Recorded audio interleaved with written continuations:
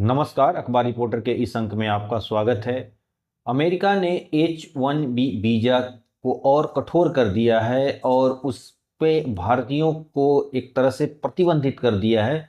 दूसरी चीज़ कि अमेरिका एक तरह से भारत के अलग-अलग देशों से जिस तरह संबंध मजबूत कर रहा है, ख़ास तौर पर भारत के पड़ोसियों के साथ, इससे भारत की न सुरक्षा एक तरह से सुरक्षा को चुनौती मिली है, बल्कि यहाँ पर एक बहुत बड़े तबका जो अमेरिका में काम कर रहा था, उसके रोज़गार पर संकट पैदा हो गया है।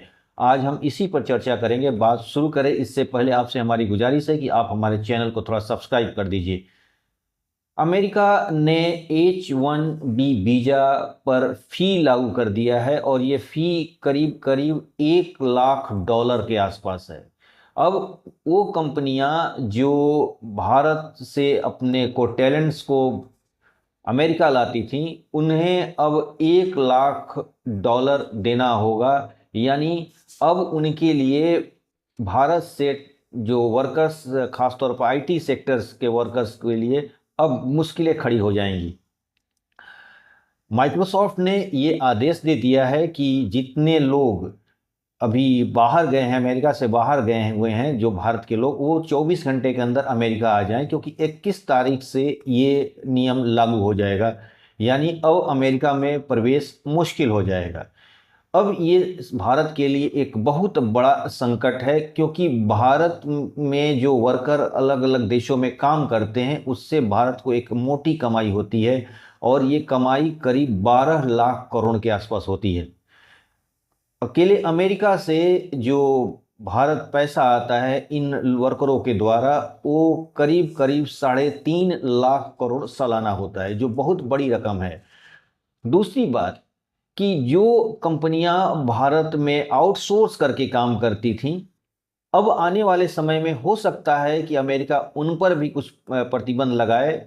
यानी जो कॉल सेंटर वगैरह आप देख रहे थे, जहां यहाँ से जो छोटे मोटे जो काम होते थे, जो भारत के आईटी कंपनियों को दे दिया जाता था, उस पर हो सकता है कि अब संकट मंडराने लगे और वहाँ से भी रोजगार और छंटनी शुरू हो जाए। सबसे बड़ी चीज़ कि करीब अमेरिका में 70% अगर आईटी सेक्टर में कोई काम करने वाले कोई लोग हैं तो वो इंडियंस हैं, यानी भारतीय हैं। अब इनमें से बहुत तबका भारत की तरफ वापस आएगा, क्योंकि अब उनका अमेरिका में टिकना मुश्किल हो जाएगा। कंपनियां भी हो सकता है कि उन्हें निकाल दें। और अब चूंकि भारत में इसको लेकर हाय तबाह मचा हुआ है कि अमेरिका ने ऐसा क्यों किया। सवाल ये नहीं है कि अमेरिका ने क्यों किया, अमेरिका के पास ये राइट्स है, क्योंकि एक कॉन्ट्रैक्ट होता है। सपोज मान लीजिए कि आप एक घर बनाने के लिए या घर में कुछ पेंट वगैरह कराने के लिए किसी को कॉन्ट्रैक्ट देते हैं, तो ये आपकी मर्जी है कि कॉन्ट्रैक्ट कितना दिनों तक रहेगा, या हो सकता है कि आप उसे ख़त्म कर दें, क्योंकि ये आपके ऊपर डिपेंडेंट करता है। तो इसीलिए अमेरिका पर भी ये निर्भर करता है कि वो भारत से कैसा संबंध रखे और भारत से के वर्करों को आने दे या ना आने दे। ये अमेरिका का अपना चॉइस है। क्योंकि देखिए हो क्या रहा है कि आने वाले समय में एक दुनिया में इस तरह का माहौल खड़ा हुआ है कि एआई यानी आर्टिफिशियल इंटेलिजेंस के आने की वजह से बहुत सारी नौकरियां कम होंगी। यानी जो नौकरियां आप देख रहे हैं, खासतौर पे वाइट कॉलर नौकरियां, वो उसमें कमी आने की एक तरह से संभावनाएं व्यक्त की गई है, आशंका व्यक्त की गई है। अमेरिका की तैयारी इसी को लेकर है कि कम से कम जो अमेरिकन बेरोजगार हैं, जो अमेरिकन्स को जॉब के लिए दिक्कत हो रही है, वो उनका जॉब दुनिया के अलग अलग देशों में, चीन और भारत से आए हुए खासतौर के लोगों ने उनकी जॉब को छीन रहे हैं। इस तरह की बातें अमेरिका में सरेआम बोली जाती है और बात भी की जाती है।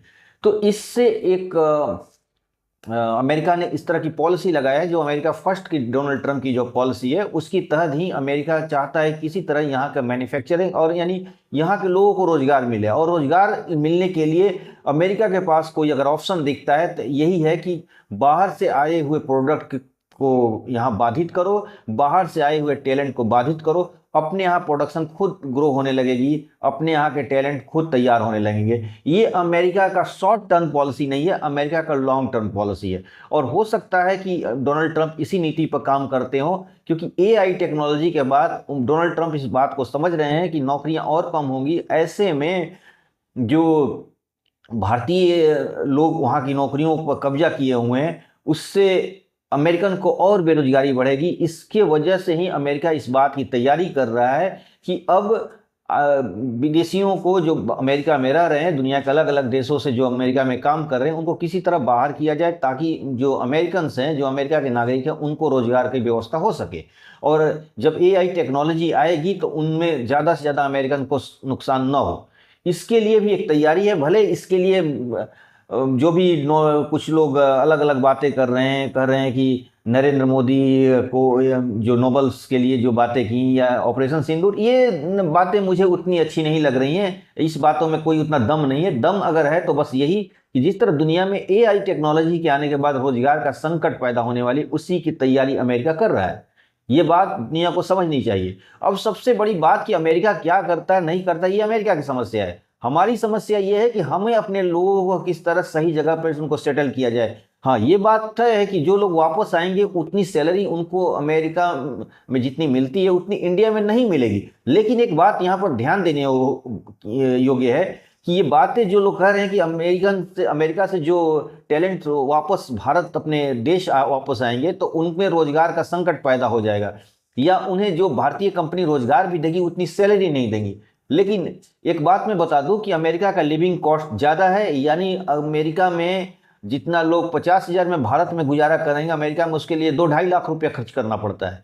तो इसलिए अगर भारत में कम सैलरी भी मिलेगी तो उनकी लिविंग कॉस्ट भी कम होगी, और ऐसे में वो लोग एक अच्छा खासा लाइफ तैयार कर सकते हैं। जो वर्कर्स वापस आएंगे वो अच्छी खासी उनको मिल जाएगी। लेकिन सबसे बड़ी समस्या ये है कि क्या इतने लोगों को रोजगार, करीब 3-3.5 लाख लोग वापस अगर इसमें प्रभावित होकर भारत के आएंगे, हो सकता है उसमें बहुत सारे दुनिया के अलग अलग देशों में चल जाए। कुछ लोग स्कैंडिनेवियाई जो यूरोप के जो देश है उसमें चले जाएं, या कुछ सिंगापुर वगैरह अलग अलग देशों में चले जाएं। लेकिन इतना बड़ा आबादी को ये देश भी रखने के लिए मतलब पर्याप्त नहीं है, और ये लोग वापस इंडिया आएंगे तो इनके सामने एक रोजगार का संकट होगा ही होगा। और हमें अब हमारी मीडिया को इस पर नहीं बहस करके कि अमेरिका ने ऐसा क्यों नीति अपनाई, हमें इस पर फोकस करना होगा कि अपने यहाँ से जो टैलेंट वापस आ रहे हैं उनके लिए हमारे पास क्या नीतियाँ होगी, और हम उनके लिए एक ऐसी क्या व्यवस्था तैयार करेंगे जिससे उनको एक अच्छा सा मतलब उनको रोजगार मिल सके। और दूसरी बात, उस टैलेंट को हम भारत में किस तरह कैश में कन्वर्ट करें, यानी उनके टैलेंट्स को किस तरह हम और हमारी कंपनियां, यानी भारत और भारत की कंपनियां किस तरह फ़ायदा उठाए, ताकि भारत के जो विकास में ये और योगदान दे पाएँ। तो इसलिए ये बात ठीक है कि डोनाल्ड ट्रंप ने H-1B वीज़ा पर प्रतिबंधित किया है, और एक तरह से वो भारत को घेर भी रहे हैं। अलग अलग देश जैसे बांग्लादेश में वो मिलिट्री कार्रवाई कर रहे हैं, मिलिट्री प्रैक्टिस कर रहे हैं, और मिलिट्री एक्सरसाइज वगैरह, और मालदीव में भी उनका लोगों का प्लान है। मतलब इस तरह की तरह भारत को घेरने की भी कोशिश की जा रही है। यानी एक तरफ देखिए, हमें फॉरेन पॉलिसी कहीं की अस्थाई नहीं होती। याद रखिए, जब कोई दोस्त अस्थाई नहीं होता और दुश्मन भी। अमेरिका से जितना हम लोगों ने फ़ायदा लेना चाहा हमने लिया, लेकिन अब हमें तैयारी करनी होगी कि हम इसके बाद का स्टेप्स क्या होगा, यानी हमारे जो टैलेंट्स वापस इंडिया आएंगी उनको हम किस तरह कैश कर पाएँ, हमारी कंपनियां उनको कैसे कैश कर पाएँ, और उनके हुनर को किस तरह हम फायदा उठा पाएँ, न कि वो फिर से वो ब्रेन ड्रेन हो जाए। ये एक इस पर हमें पॉजिटिव लेना चाहिए, हमें निगेटिव नहीं लेना चाहिए कि जो लोग वापस आ गए तो बहुत बड़ी ये हो जाएगी। अगर उनके वो वापस आए तो उनके पास ब्रेन भी है, उनके पास दिमाग है, अमेरिका में काम करने का उनके पास अनुभव है। उस अनुभव को अगर हमारी कंपनियां उससे फ़ायदा उठा पाती हैं तो इससे और भारत की विकास में गति मिलेगी। हाँ, ये अलग बात है कि जो हमारे पास अमेरिका से 3-3.5 लाख करोड़ रुपया सालाना आता है उसमें कमी आ जाएगी। लेकिन हमें नकारात्मक नहीं सोचना चाहिए, हमें पॉजिटिव सोचना चाहिए। हम अगर उन टैलेंट्स को अगर कैश करने में कामयाब हो जाते हैं तो आने वाले समय में हम दुनिया को और भी एक तरह से चुनौती खड़ा कर सकते हैं, और दुनिया में हम भारत और भी उभर के सामने आएगा। तो आज के अंक में बस इतना ही। नए अंक के साथ फिर आपसे मुलाकात होगी। आपसे हमारी गुजारिश है कि आप हमारे चैनल को थोड़ा सब्सक्राइब कर दीजिए, और जो भी इस पर राय हो खुल के दीजिएगा। धन्यवाद।